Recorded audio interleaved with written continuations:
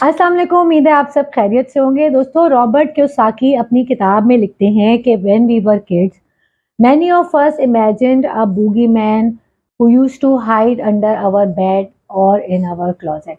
And many of us used to stay awake at night when all lights went off, shaking and fearing a character that only existed in our minds.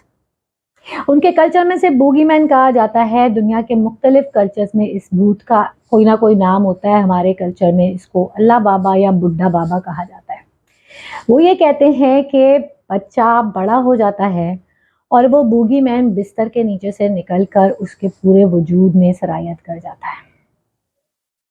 जब हम बड़े हो जाते हैं तो वो boogie man हमें सिर्फ रात को नहीं डराता बल्कि दिन में भी डराता है। मुस्तकिल एक खौफ सा रहता है हमारे अंदर के, ये हो गया तो क्या होगा, वो हो गया तो क्या होगा, कल क्या होगा, पैसे खत्म हो गए तो क्या होगा, नौकरी चली गई तो क्या होगा, उसने मुझे छोड़ दिया तो क्या होगा। Sound familiar? ये वो सारे खौफ हैं जो कि एक बूगी मैन की शक्ल में हमारे अंदर पलते रहते हैं। The boogie man still exist and keep robbing of people from the wonderful opportunities of life, ऐसा वो कहते हैं। और होता क्या है कि जब हम पैरालाइज हो जाते हैं ना फियर से, तो हमें कुछ नज़र नहीं आता, सामने पड़ी हुई चीज़ नज़र नहीं आती। होता है ना ऐसा कभी कि हम खौफजदा हो तो हमें नज़र नहीं आता कि सामने क्या पड़ा हुआ है। बिल्कुल इसी तरह जब हमें खौफ के तहत जीते हैं ना, तो हमें सामने पड़ी हुई अपॉर्चुनिटीज़ नज़र नहीं आती, अपनी सलाहियतें नज़र नहीं आती, जिस खुदा को सजदे करते हैं उसकी पावर नज़र नहीं आती। वो ये कहते हैं कि we all have good luck and we all have bad luck. लेकिन कुछ लोग दुनिया में ऐसे भी जिंदगी गुजारते हैं कि उनकी जिंदगी में एक्शन नाम की कोई चीज नहीं होती, वो कुछ करते ही नहीं है, वो सिर्फ खौफजदा रहते हैं, जिसकी वजह से वो बैड लक को तो अवॉइड करते हैं लेकिन गुड लक को भी अवॉइड करते हैं। बुरा होता ही उनके साथ है जो कुछ करते हैं, जो कुछ नहीं करते उनके साथ अगर बुरा नहीं होता तो उनके साथ कुछ अच्छा भी नहीं होता। वो ये कहते हैं कि जो सक्सेसफुल लोग होते हैं वो ये जानकर जीते हैं कि अच्छाई के साथ बुराई भी है, लाजिम है।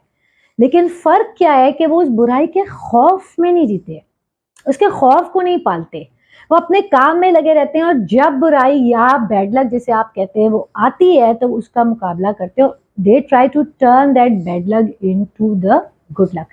वो एक गाना था ना कि तदबीर से बिगड़ी हुई तकदीर बना ले, अपने पे भरोसा है तो एक दाव लगा ले। वो दाव लगाना होता है जिंदगी में, and that is good luck. इसके अलावा कोई चीज़ गुड लक है नहीं।